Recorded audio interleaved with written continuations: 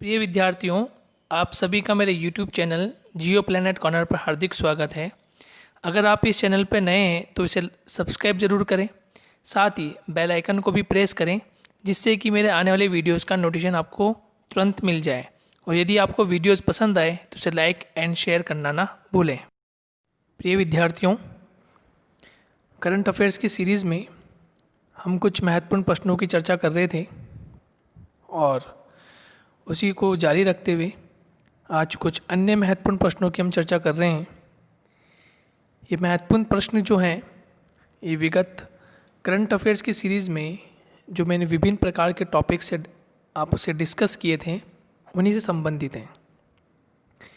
यदि आपने अभी तक उन टॉपिक्स को या उन वीडियोस को नहीं देखा है तो आप मेरे चैनल पे जाके प्लेलिस्ट में आप उन वीडियोस को देख सकते हैं और वीडियो को पॉज करके प्रश्न को पढ़कर लिखकर आप पहले उसका अपना आंसर दें, तत्पश्चात आप मेरे आंसर को देखें, जिसके माध्यम से आप करंट अफेयर्स में जो महत्वपूर्ण प्रश्न हैं आप उसका एनालिसिस कर पाएंगे कि आपने कितना सीखा है और कितना सीखना बाकी है।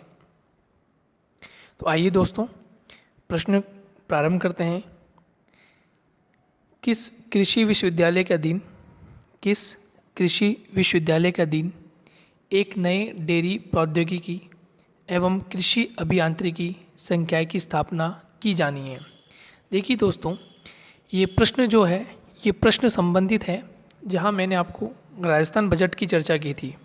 ये वहीं से क्वेश्चन है और ये प्रश्न बहुत महत्वपूर्ण है, ठीक है, क्योंकि अक्सर एग्रीकल्चर ज्योग्राफी या जब आप राजस्थान की ज्योग्राफी आप पढ़ते हैं तो उसमें एग्रीकल्चर कृषि का एक महत्वपूर्ण चैप्टर आता है। वहाँ से भी आपसे क्वेश्चन पूछा जा सकता है। और नहीं तो फिर हम देखें, पशुधन की हम चर्चा करते हैं, राजस्थान में पशुधन पे भी चर्चा होती है, एक टॉपिक आता है, उस पर भी इस तरह से क्वेश्चन पूछा जा सकता है। क्योंकि देखो, यहाँ क्वेश्चन क्या पूछा गया है कि किस कृषि विश्वविद्यालय के अधीन, यानी आपको पहले ये ध्यान रखना है कि कृषि विश्वविद्यालय कौन कौन से हैं। आपको पहले ये ध्यान रखना है कि राजस्थान में कृषि विश्वविद्यालय कौन कौन से हैं। देखिए, राजस्थान क्यों ध्यान रखना है, क्योंकि ऑप्शन जो आपको 3 दिए गए हैं, ये तीनों ऑप्शन जो है ये राजस्थान से संबंधित है। कहाँ से संबंधित है? राजस्थान से संबंधित है। तीनों ही ऑप्शन आपको राजस्थान से संबंधित है, इसलिए राजस्थान के कृषि विश्वविद्यालय को आपको ध्यान में रखना है। आगे दिया हुआ है कि एक नए डेयरी प्रौद्योगिकी एवं कृषि अभियांत्रिकी संकाय की स्थापना करनी है। यानी डेयरी प्रौद्योगिकी, डेयरी टेक्नोलॉजी एंड कृषि अभियांत्रिकी यानी एग्रीकल्चर जो टेक्नोलॉजीज़ हैं, इंजीनियरिंग फील्ड जो है उसका संकाय यानी उसका एक विभाग स्थापित करना है। तो वो कहाँ स्थापित करना है, आपको इसका जवाब देना है। तो मेरे लास्ट वीडियोज़ में आप देख पाएंगे उसका सही आंसर क्या होगा। इसका सही आंसर होगा जोधपुर। इसका सही आंसर क्या होगा? जोधपुर। तो जोधपुर में हम जोधपुर का जो कृषि विश्वविद्यालय है, ठीक है, कृषि विश्वविद्यालय जोधपुर जो स्थित है, वहाँ पर एक नए डेयरी प्रौद्योगिकी और कृषि अभियांत्रिकी संकाय की स्थापना की जानी है। ये राजस्थान का जो बजट है उसमें ये बात कही गई थी। तो ये एक महत्वपूर्ण प्रश्न है। नेक्स्ट हम चर्चा करते हैं दोस्तों नेक्स्ट प्रश्न की। A3 ऐप का संबंध निम्न में से किससे नहीं है? A3 ऐप का संबंध निम्नलिखित में से किससे संबंध नहीं है? बहुत महत्वपूर्ण प्रश्न है। प्रश्न को आपने ढंग से पढ़ना है। इसमें पूछा है कि A3 ऐप का संबंध निम्न में से किससे नहीं है। देखिए, नहीं, जब नहीं का क्वेश्चन आता है तो आपको अच्छे से पढ़ना है, समझना है कि वो क्या क्वेश्चन पूछ रहा है और उसके बाद ही आप अपना आंसर दें। देखिए, ऑप्शन नंबर ए अन्नपूर्णा योजना, आंगनबाड़ी कार्यकर्ता, आशा सहयोगिनी और ANM, ठीक है, 3 चीज़ें यानी A3 ऐप के बारे में पूछ रहा है। लेकिन यहाँ पर देखिए आप, इम्पोर्टेंट बात यह है प्रश्न में कि अन्नपूर्णा योजना ये भी A से शुरू हो रही है, आंगनबाड़ी कार्यकर्ता ये भी A से शुरू हो रही है, आशा सहयोगिनी ये भी A से शुरू हो रही है और ANM ये तो ऐसे है ही। तो चारों ऑप्शन में जो शुरुआत जो हो रही है, चारों ऑप्शन में शुरुआत ए से हो रही है। किससे हो रही है दोस्तों? ए से हो रही है। अब आपको ध्यान रखना है, आपसे क्वेश्चन पूछा गया है कि ए थ्री ऐप से आपसे क्वेश्चन पूछा गया है कि ए3 ऐप क्या है। ठीक है दोस्तों, ए3 ऐप क्या है, इस पर क्वेश्चन पूछा गया है कि ए3 ऐप क्या है। इसका मतलब ये हुआ कि ए तो वर्ड यानी ए से जो भी नाम आ रहा है उसमें तीन यानी ए से कोई तीन योजनाएं हैं, ए से कोई तीन योजनाएं या ए से तीन कोई कार्य हैं जो इसमें शामिल होंगे, वो आपको ध्यान रखना है। ठीक है दोस्तों, तो आपने पढ़ा होगा, मैंने आपको पढ़ाया भी था कि ए3 ऐप किसके क्यों लॉन्च किया जा रहा है, उसका प्रमुख कारण क्या है। तो उसका प्रमुख कारण ये है कि आंगनबाड़ी जो कार्य करता है, अभी आपने देखा कि कोविड-19 के इस दौर में जो स्वास्थ्य सेवाएं से संबंधित जो लोग थे, आंगनबाड़ी कार्यकर्ता जो थे, ठीक है, आशा सहयोगिनी संबंधित जो कार्यकर्ता इसमें थे, और एएनएम मतलब, ठीक है, सहायक नर्स मिडवाइफ, इनको इंग्लिश में बोलते हैं एक्जुलरी नर्स मिडवाइफ। ठीक है, तो अब इसमें पूछा है कि निम्नलिखित में कौन सा शामिल नहीं था, निम्नलिखित में से कौन सा शामिल नहीं था। तो इसमें कौन सा शामिल नहीं था, तो अन्नपूर्णा योजना शामिल नहीं थी। कौन सी शामिल नहीं थी, अन्नपूर्णा योजना शामिल नहीं थी। देखिए, आंगनबाड़ी कार्यकर्ता को शामिल किया गया था, ये सही बात है। आशा सहयोगिनी को शामिल किया गया, एएनएम को शामिल किया गया, लेकिन किस शामिल नहीं किया गया, और आपसे क्वेश्चन पूछा गया है नहीं शामिल किया गया, तो अन्नपूर्णा योजना को शामिल नहीं किया गया। और दोस्तों मैं आपको बता दूं, अन्नपूर्णा योजना जो थी ये राजस्थान में विगत सरकार के द्वारा, जो पूर्ववर्ती सरकार थी उसके द्वारा अन्नपूर्णा योजना संचालित थी। लेकिन अब अन्नपूर्णा योजना को 29 अगस्त से इस योजना के तर्ज पे ही इंदिरा रसोई योजना का प्रारंभ हो चुका है। इंदिरा रसोई योजना का प्रारंभ हो चुका है, जिसमें राजस्थान के वासियों को 8 रुपये में पौष्टिक भोजन उपलब्ध करवाया जाएगा। 8 रुपये में राजस्थान के निवासियों को पौष्टिक भोजन उपलब्ध करवाया जाएगा। तो अन्नपूर्णा योजना का संबंध मैं आपको फिर बता दूं एक बार, ए3 ऐप का संबंध अन्नपूर्णा योजना से नहीं है। और आपसे पूछा यह गया है कि कौन ए3 ऐप में किसे संबंध नहीं है, तो अब उसका सही आंसर हो जाएगा अन्नपूर्णा योजना। क्लियर हो चुका है आपको। नेक्स्ट प्रश्न की बात करते हैं। राजस्थान के किस जिले में अल्पसंख्यक बालक एवं बालिका आवासीय विद्यालय भवनों का निर्माण करना प्रस्तावित है। राजस्थान के किस जिले में अल्पसंख्यक बालक एवं बालिका, अब देखिए अल्पसंख्यक बालक बालिकाएं की जो कैटेगरी अल्पसंख्यक लोगों की है, ठीक है, राजस्थान में, उसमें बालक और बालिका दोनों के लिए आवासीय विद्यालय भवनों का निर्माण करना है। यानी आवासीय विद्यालय यानी ऐसे विद्यालय कि वे विद्यालय में जाकर शिक्षा अर्जित भी कर सकें और पुनः हॉस्टल में आकर रह भी सके। तो आवासीय विद्यालयों की क्या करनी है, हमें निर्माण करना है आवासीय विद्यालयों का।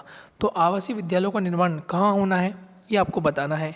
और ऑप्शन में यदि आप देखें तो ऑप्शन में आपको मिलेगा जयपुर अजमेर, जोधपुर अजमेर, भरतपुर अजमेर या भरतपुर जयपुर। ठीक है, ये आपके सामने प्रश्न है। प्रश्न बहुत ही सिंपल है, लेकिन आपको ध्यान रखना होगा क्योंकि अक्सर क्वेश्चन देखिए, क्वेश्चन का पैटर्न यहाँ आपको पता चल रहा है कि किस प्रकार से पैटर्न बनता है। ऐसे आपसे सिंगल क्वेश्चन नहीं पूछेगा कि जहाँ आपको सिंगल कोई नाम दे दे, जयपुर सिंगल, अजमेर, जोधपुर, भरतपुर, ठीक है, ऐसे सिंगल नाम नहीं देकर वो आपसे ऑप्शन में उलझाएगा और वो आपसे मिस्टेक करवाने के लिए वो ऑप्शन इस तरह से बनाता है। ठीक है दोस्तों, तो आपको परफेक्ट ध्यान रखना है जो आप पढ़ के जा रहे हैं या फिर आप गैस भी कर रहे हैं, तो गैस इस तरह का हो कि 100% लगभग 70-80% तक वो सही हो, अनुमान आपका जो हो वो सही हो। तो आपने पढ़ा होगा, लेक्चर आपने देखा, उसमें था भरतपुर और अजमेर। उसमें राइट आंसर क्या था, भरतपुर और अजमेर। यानी भरतपुर और अजमेर में जो अल्पसंख्यक बालक व बालिकाएं, उनके लिए आवासीय विद्यालय के भवनों का निर्माण किया जाएगा। आवासीय विद्यालय भवनों का निर्माण किया जाएगा। कहाँ कहाँ किया जाएगा, भरतपुर और अजमेर में। और आपको याद होगा भरतपुर और अजमेर में भी 2 स्थान विशेष आपको ध्यान रखने हैं। भरतपुर और अजमेर में भी आपको 2 स्थान विशेष ध्यान रखने हैं। मैं आपको फिर बता देता हूँ। भरतपुर एक स्थान है, भरतपुर, जिला भरतपुर, और भरतपुर जिले का एक स्थान कामा। ठीक है, भरतपुर और भरतपुर जिले का एक स्थान है कामा, ये आपको ध्यान रखना है। और एक है अजमेर, अजमेर और अजमेर जिला और अजमेर में मसूदा, अजमेर में मसूदा।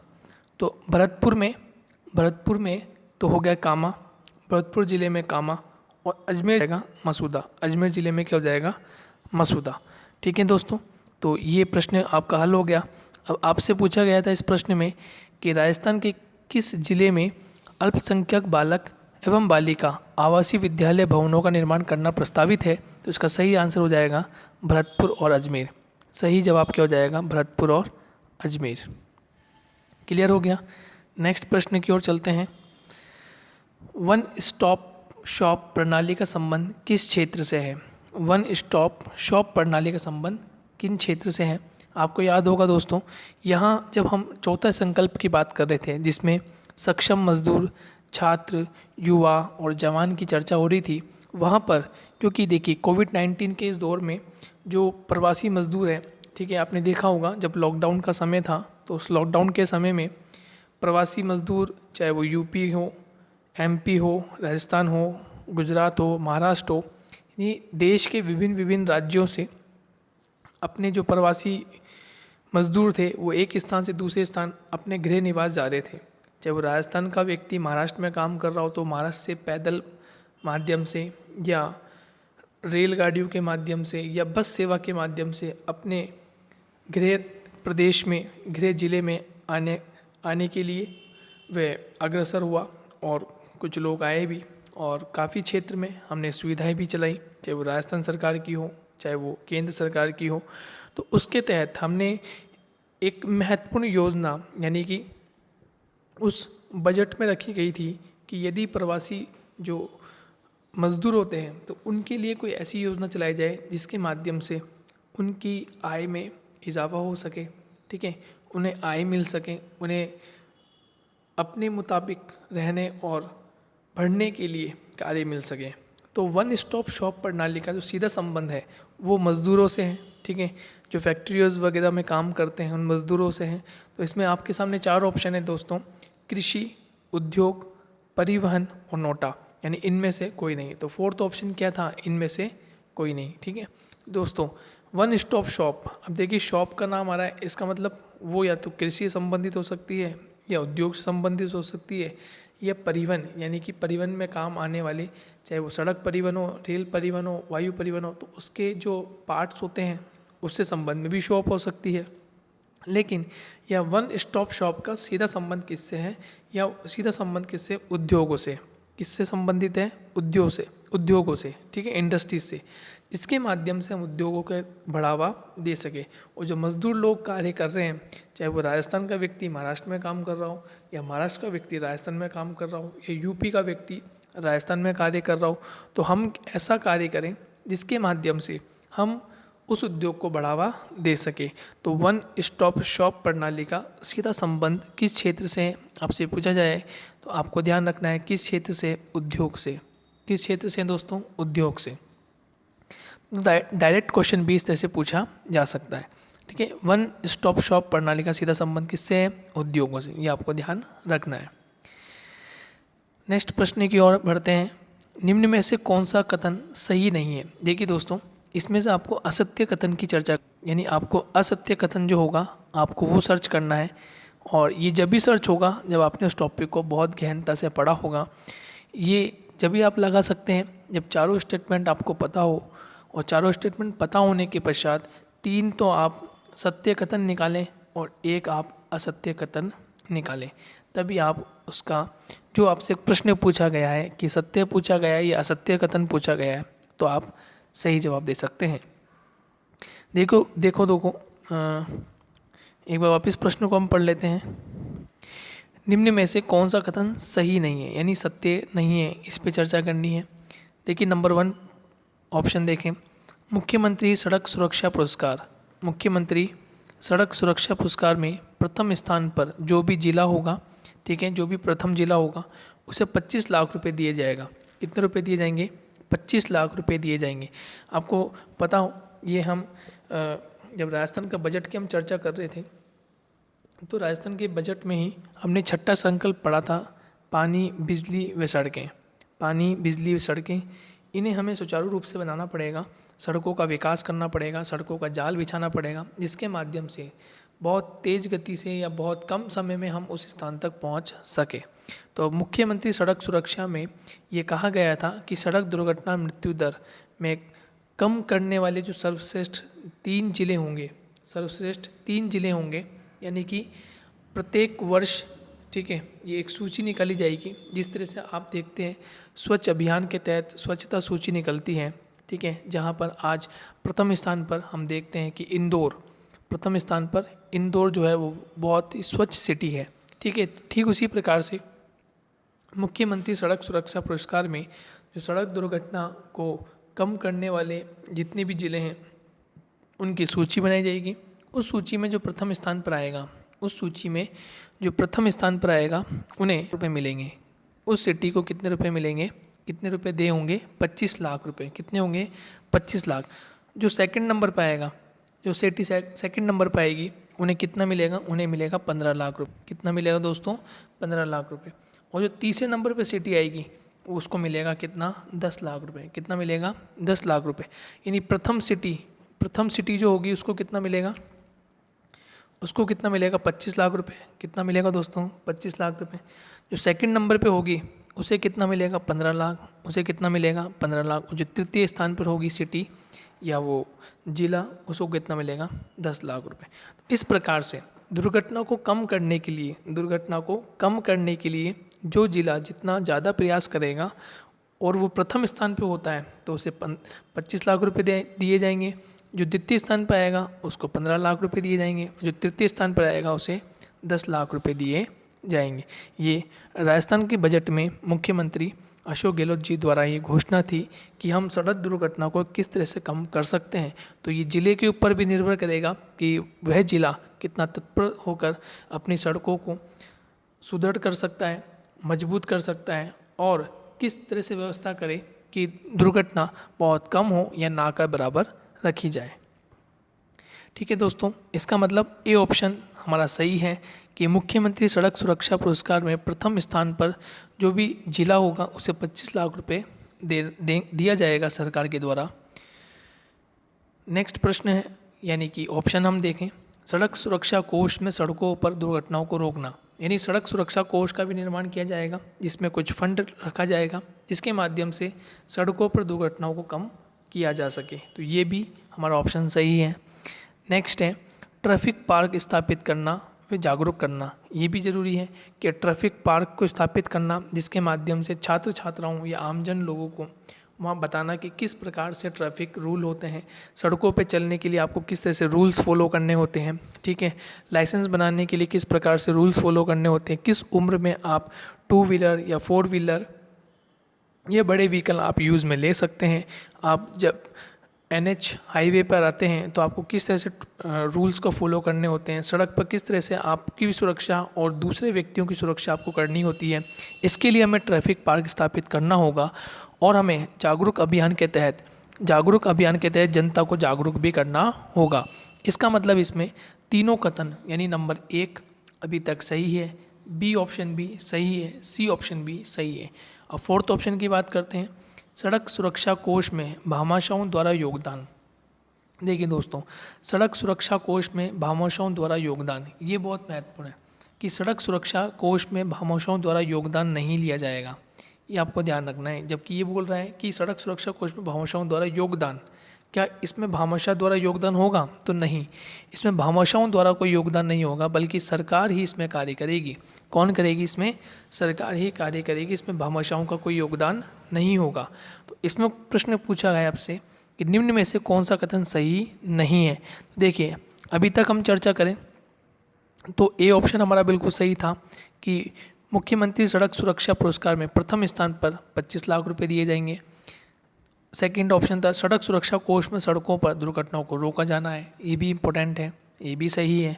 और ट्रैफिक पार्क स्थापित करना और जागरूक जनता, ठीक है, ये भी सही है। तो कौन सा सही नहीं है? सड़क सुरक्षा कोष में भामाशाहों का योगदान। तो आपको यही पता करना था कि कौन सा कथन सही है और कौन सा कथन सत्य नहीं है। ठीक है दोस्तों, तो इसका सही आंसर क्या हो जाएगा? डी इसका सही आंसर हो जाएगा कि सड़क सुरक्षा कोष में भामाशाहों द्वारा योगदान। इसमें किसी तरह का कोई योगदान नहीं होगा, भामाशाहों का कोई योगदान नहीं होगा, सरकार इसमें स्वयं योगदान देगी। ठीक है दोस्तों, तो ये प्रश्न भी आपका हल हो गया। अब बात करते हैं नेक्स्ट प्रश्न की। नेक्स्ट प्रश्न है राजीव एट 75 फंड का मुख्य उद्देश्य है। आपको याद होना चाहिए, पढ़ा था हमने उद्योगों की जब चर्चा चल रही थी हमारी, और विशेषकर स्किल्स और टेक्नोलॉजी को लेकर हमारी चर्चा चल रही थी, उसमें हमारी बात हुई थी कि राजीव एट 75 फंड का मुख्य उद्देश्य क्या होगा। देखिए ऑप्शन है स्टार्टअप, लघु उद्योग ऋण, कृषि ऋण या नोटा, या इनमें से कोई नहीं। ठीक है, तो इसका सही आंसर हो जाएगा स्टार्टअप। तो हमें स्टार्टअप के लिए कार्य करना पड़ेगा। किसके लिए कार्य करना पड़ेगा? स्टार्टअप के लिए कार्य करना पड़ेगा। किसी उद्योग को किस तरह से स्टार्ट करना है, उसके लिए कितना ऋण की हमें आवश्यकता होगी, कितना पैसा उसमें लगेगा और किस तरह से इसका स्ट्रक्चर होगा। ठीक है, प्रोसेसिंग किस तरह की होगी। तो ये हमें राजीव एट 75 फंड के तहत, राजीव एट 75 फंड के तहत ये कार्य करना था। देखिए दोस्तों, इसमें 75 आपको मैंने बताया भी था कि इसमें जो 75 जो है ये एट 75 दिया हुआ है, तो ये 75 करोड़ है। 75 करोड़ फंड है ये, जो नाम दिया जिसका राजीव एट 75 फंड की स्थापना करना है।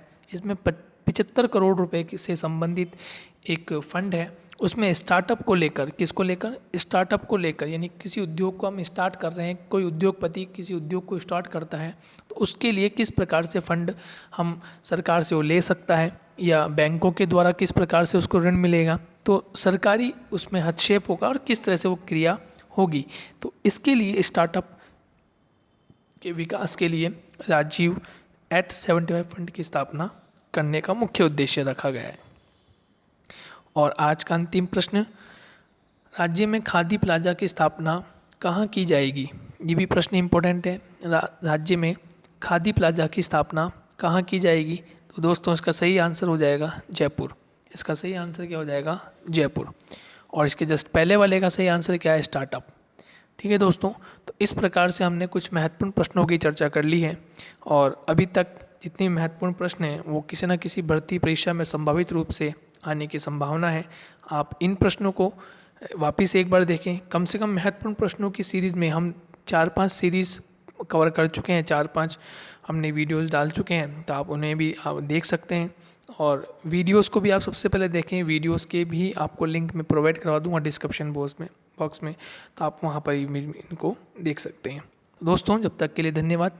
मिलते हैं नेक्स्ट लेक्चर में, अन्य कुछ महत्वपूर्ण प्रश्नों के साथ में चर्चा हम करेंगे और हम इसी तरह से प्रश्नों को सामने लाएंगे ताकि आपको पता चलता जाए कि आपकी तैयारी किस प्रकार से चल रही है। जब तक के लिए दोस्तों धन्यवाद। मिलते हैं बहुत जल्द।